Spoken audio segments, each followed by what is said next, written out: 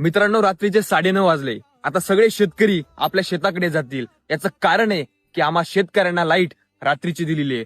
सरकार मायबाप, तुमच्या रात्रीच्या लाईटमुळे शेतकऱ्याची काय अवस्था होते ऐकूया.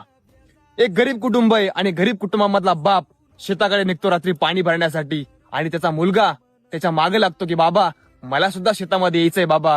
तो बाप आपल्या मुलाला सांगतो की बाबा शेतामध्ये भाऊ असतो, शेतामध्ये भूत असतात, शेतामध्ये अंधार असतो, तू येऊ नको, उद्या आपला बाजार आहे आणि आपल्या बाजारामध्ये तुला मी खाऊ घेऊन देईन. पण बाळा ऐक, तू घरी आराम कर, घरी झोप, बाहेर खूप थंडी आहे, तू येऊ नको.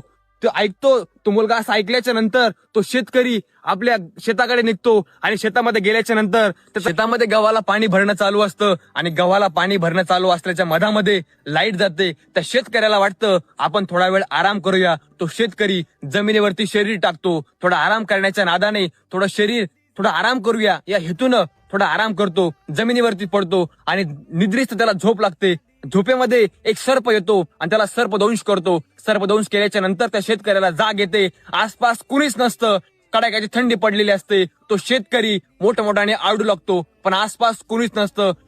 4-5 तास होते. 4-5 तासाच्या नंतर तो शेतकरी आपला देह सोडतो, आपल्या देहाची प्राणत्याग करतो. त्या शेतकऱ्याचा जीव जातो आणि मुलगा घरामध्ये झोपलेला असतो. मुलाच्या मनामध्ये एक स्वप्न असतं की उद्या आपला बाजार आहे, बाजारामध्ये आपला बाप आपल्याला खाऊ घेऊन देणार आहे, आपल्याला चिवडा घेऊन देणार आहे.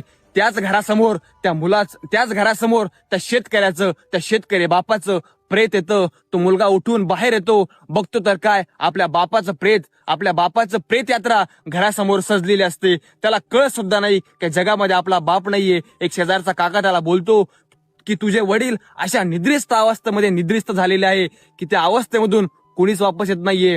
त्या मुलाला अजून सुद्धा कळत नाही की आपला बाप या जगामध्ये नाहीये. तो मुलगा आपल्या बापाकडे जातो, जवळ जातो.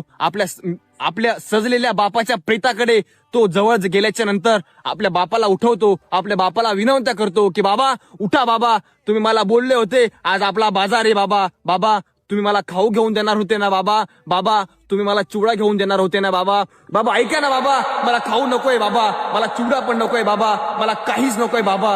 फक्त तुम्ही एकदा उठा ना बाबा. बाबा ऐका ना बाबा, फक्त एकदा उठा बाबा आणि मला बाळ्या म्हणून हाक मारा बाबा. सरकार मायबाप, ही कोणती गोष्ट नाहीये, तिथल्या शेतकऱ्याची वस्तुस्थिती आहे.